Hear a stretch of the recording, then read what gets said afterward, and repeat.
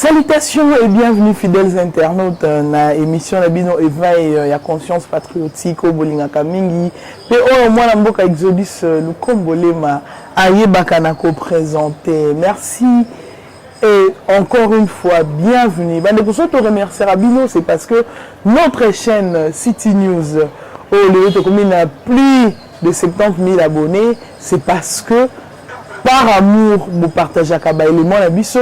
Par amour, vous s'abonnez au max, vous likez, vous commentez, vous salaka pe ba recommandation de lelo to komata moké titre koma vraiment na sommet. Merci pour l'amour et fidélité au bobaka na ko bandela.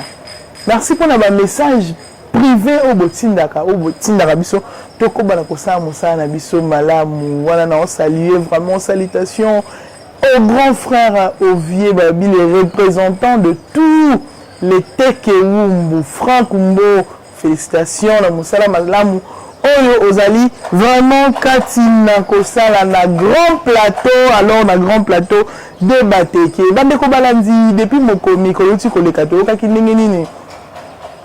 Kamegrichon na benga kaye na banelanko benga kan chétif Paul Kagame alingaki a trompé vigilance à la Congolais, alingaki a créé le monde mito ba Congolais ya koloba que les M23 bazui déjà instruction ya ko se retirer.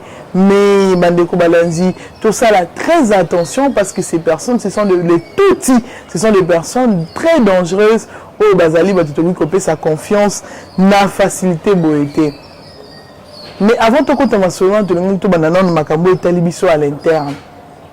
Tout le monde, il s'en a bon, il a lobby que hier a commis porte-parole et moi, l'amboka Félix Antoine Tshisekedi Tshilombo.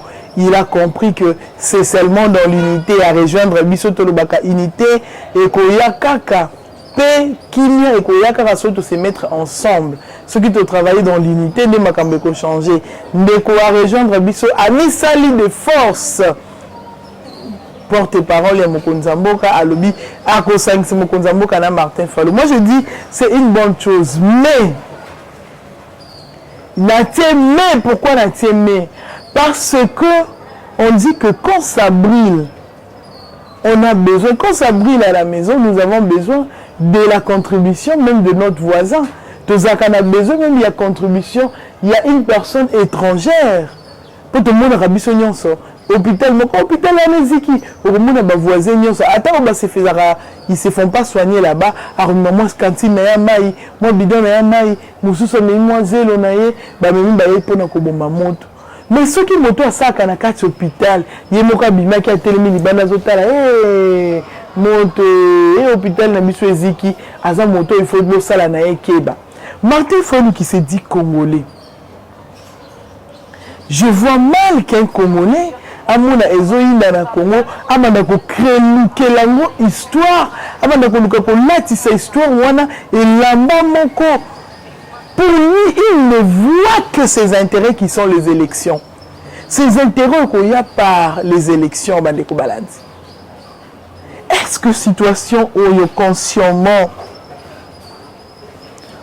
Congomani oaza conscient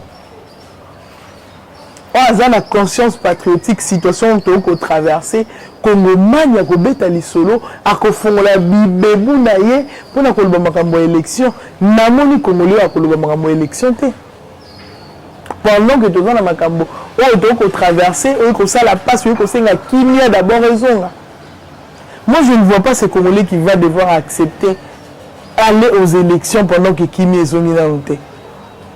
Moi les gens qui battent pouvoir ou les cas qui ils nous ont embrouillés, ils faisaient des choses pour leurs propres intérêts. Mais nous, maintenant, notre propre intérêt, notre intérêt général et premier, les Akomona, République démocratique du Congo, la situation, il y a quiétude, peut effacer l'inquiétude à tout jamais. Parce que nous allons vaincre le Rwanda, l'Ouganda et le Burundi, vaincre les deux ennemis de Komona, l'Ouganda et le Rwanda, et c'est parce qu'imaginez que notre armée, seule l'armée congolaise a Zolonga, seule l'armée congolaise, Tolonga, armée rwandaise, Tolonga, armée ougandaise, seule armée rwandaise, Tolonga, force occidentale. Donc moi je dis que notre armée, elle est forte. Pour Azolonga, parce que Kinshasa, il y a déjà envahi. Arsenal aux occidentaux, ça. Dans Maboko, il y a un 23 au Azali, pour dissocier la RDFT. Il y a une déclaration, il y a le général Mozi et que l'accent noir sur blanc qui sont aussi impliqués. Mais Martin Fayoulou à lobby. Azo désiré kokutana mokonza mboka mais il y a comprendre que makabo nyon sezali origine nango ezali ba élection et puis azo mona que Félix aza na bilan à représenter peuple congolais. Voilà pourquoi Félix azo luka ko cambrier peuple congolais en cherchant Yakobi Mamoto Gashi Yakobi Makengame na longi bitumba oyo. C'est il faut être malade. Na tuni eloko nini Martin Fayulu la melaka. C'est quelqu'un pour qui je respecte. Moi je ne manque pas du respect aux autorités. Mais tu me sous l'autorité, je me comment regretter pour une moto. Pour la mini-moto à cette autorité. Pour la mini-moto, comment regretter moto à la Congolais pour une. Comment regretter moto. Pourquoi? Donc Martin Fayulu pense que Félix, avant Joana, Andi Mabatuba Koufaka, Makile Koufaka na Est. Batoba Koufaka juste pour les élections parce que sans que Zaka pour les élections, est-ce que Félix est un concurrent? Moi je ne vois pas. Je ne vois pas.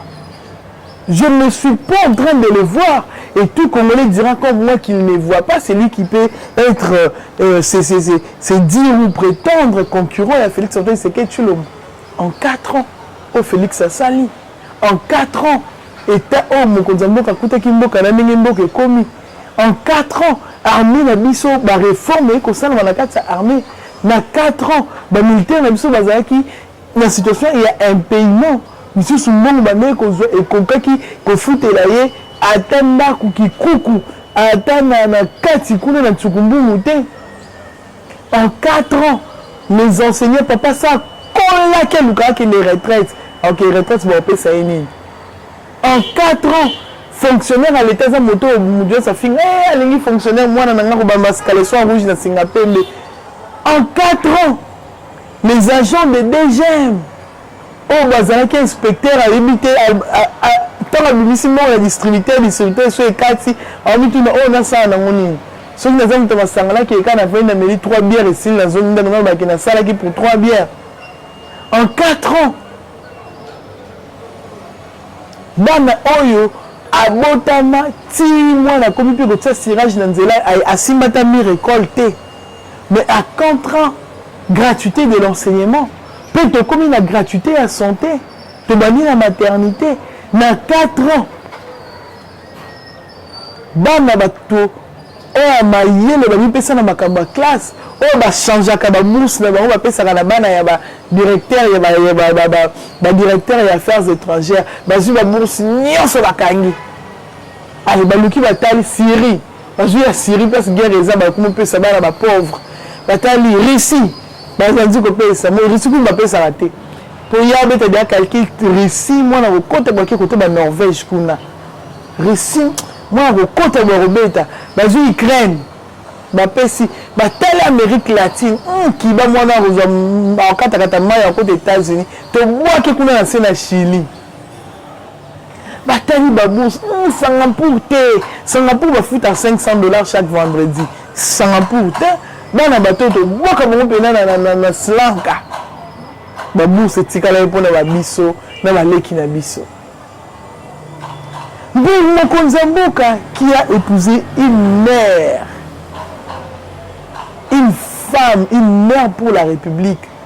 Oh, azélite moi na moko abela, azélite moi na moko babi bourse raté pour y amuka ko soutenir à ça la boy. Oh, azélite mutaku faut pas comme Koundé Bembe Corbillard. Non. La femme du chef de l'État, maman Denise Nyakero Tshisekedi, a taillé le bité. Mais la République du Congo, il y a des enfants qui sont des bosseurs, qui peuvent demain devenir des grandes personnalités dans ces pays, qui peuvent aller étudier dans le Liban, une expertise, mais bana wana baza délaissé na propre sort na bango misusu azu diplôme d'état moi na ba santé azu moi na beti 85% 95% a komi na ye ah yana biso abimaka lauréat yana biso vraiment mwana mayele ah mwana na biso na mwana mayele esuka ka mwana so mwana mayele akoma kobota kuna mwana moko mimbali misatu na kisangani TV ya mwana esuki ka abo mais le non.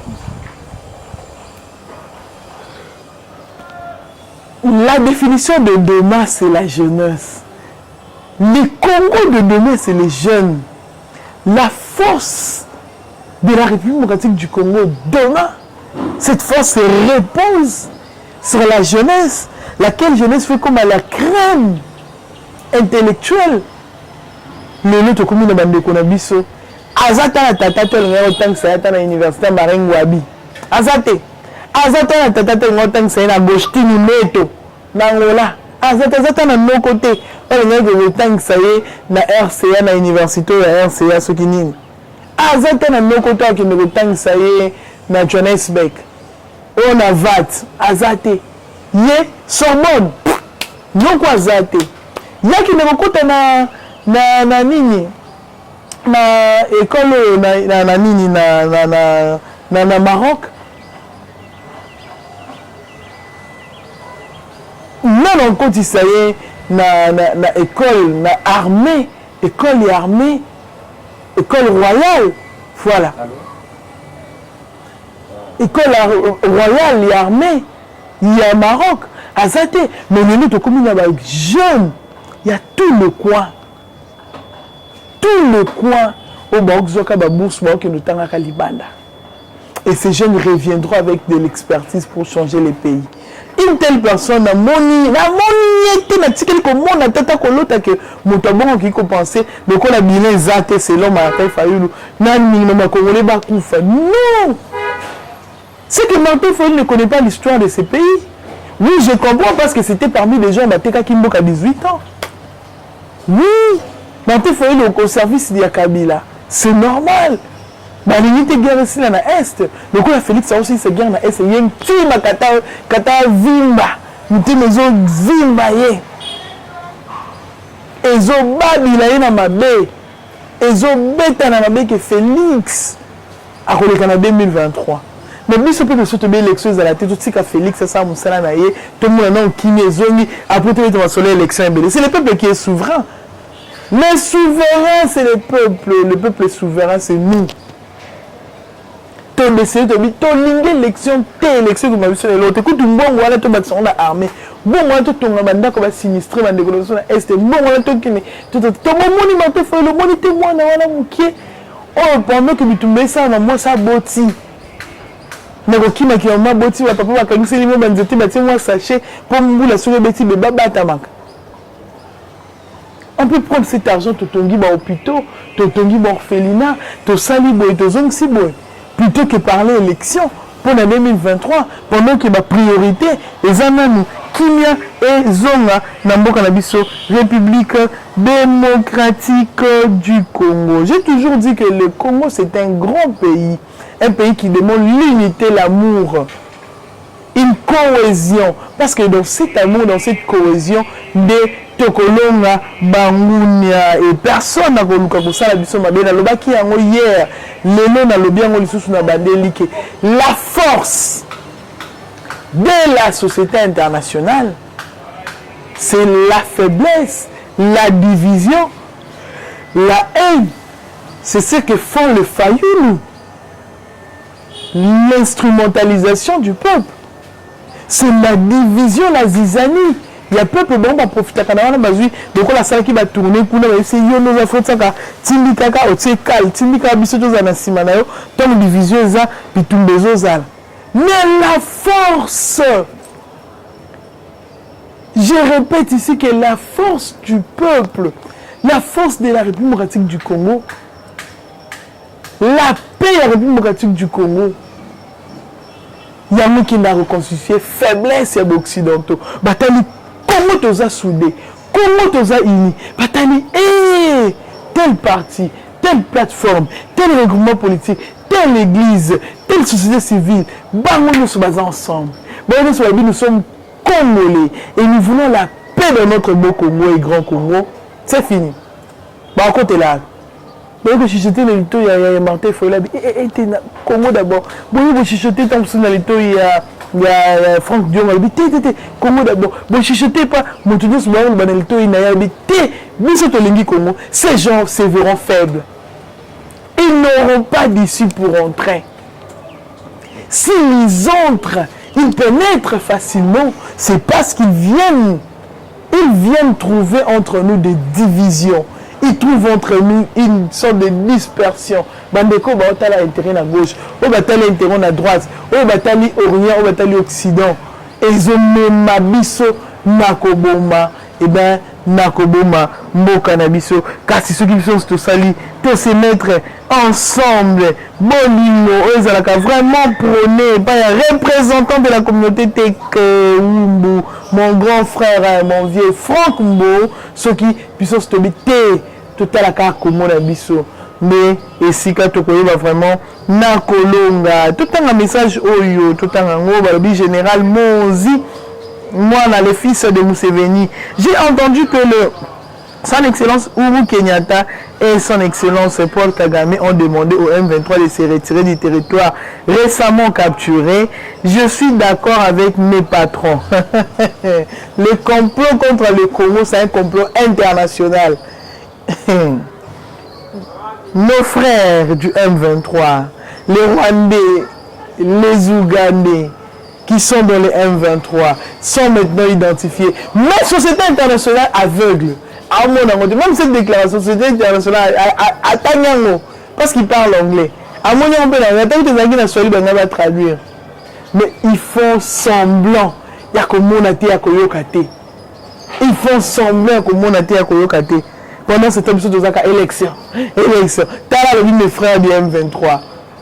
Pour dire que vous, quand tu là-bas, vous n'êtes pas mes frères. Leur frère, c'est les Tutsis qui tuent les Hutus. Leur frère, c'est les Tutsis qui tuent les Bantous. Bantou, Téléma, Bantou. Totelema, Bantou, Totelema, t'as la complot international. T'as la complot. Nos frères du M23 devaient immédiatement tenir compte des paroles de nos aînés. Les aînés de qui? Les aînés de Tutsi. Ah, Congolais, ceux qui t'ont kéméka en Abouzoba, ceux qui ont dans la légèreté, même si ils sont en bimana, qui pouvoir avoir révélation, donc il y a battu dans les sous-soutés de Makabu, ou au Salama. Donc M23, biso to le bito sollicito que ne beto zone c'est M23 yo kati to bito que na négociation te. Mais tant bande ko mo ba lobby relayer bailler quoi appuyer yango et pas il y a un autre tout qui dit que c'est frère. Un autre tout on doit se demander qu'on yo ka lobby non frère du M23 devait immédiatement tenir compte des paroles des aînés. Résolvons ces conflits. Conflit en Moïsa et Bango, parce que tu as un conflit dans Bango, tu as un côté. Mais indirectement, tu as un conflit dans Bango. Ça fait très mal. Mais ce sont des distractions. Tant que tu as une distraction, tu as un Congo, mais parce que je suis sûr et je pense que le message nous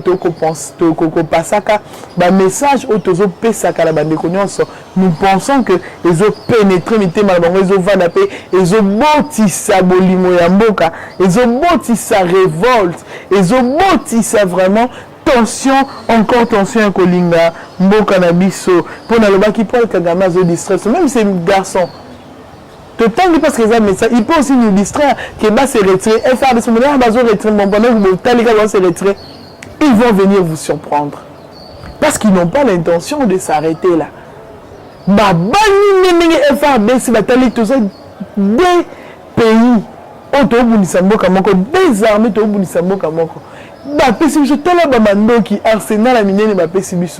Arsenal puissante, mais toko longa RDC. C'est tout le stratégie moko to ba nini FARDC tant à cause de la somnolence tant FARDC cause de la oubli tant FARDC monate ba le biku tu ndenge wana ba yutu ko bisa biso ke et si nous n'avons déjà bazo se retirer pendant que bidi moko tina distraction encore se retirer tout va surprendre bino. Est-ce que je nomme Oyo pour te chuter na wala? Attends la histoire des Égyptiens. Pharaon zèle, orgueil. Ramsès Satali, orgueil à l'habité. Ngai, navandaki na Moïse. Na yebi Moïse malamu. Biso to yebi ki FRDC. To vandaki na bateau 18 ans. To yebi ki bateau infiltrant. Bango baza faible. Orgueil. Biso FRDC baza faible. Bon, qu'on a la surprise. Message mbela mokonzambo ka Félix Antoine Tshisekedi le mapé ça qui Kongola yoki ya wavani si intégration massive na armée ba jeune ba la muki ba bi tozo kota armée tout ba diplôme mopandi to kota na maïla biso to ki le tout ni sa armée to koma na armée moko et la ti stratégie armée ya ba stratégien armée ya bato mayele armée ya bato ya makasi to ko écraser le Rwanda to ko écraser l'Ouganda France Angleterre, États-Unis, Nabalié, beaucoup Sutuka, comme on a la vie démocratique du Congo, Kolonga, Nabolingo, Penabomoko, Bitumba, pour la kimia et zonga nambo cannabis. Merci beaucoup, Bandeko Balandi, pour la fidélité. Merci pour le soutien à Bino. Merci pour l'attention. Numéro de téléphone, les allez plus 243 89. 97 67 078 plus 243 89 97 67 078. Merci beaucoup l'ingénieur Bertin Mutombo pour nous sa message malam oyo nandako ya bande konabiso. Merci beaucoup tout le micro vraiment.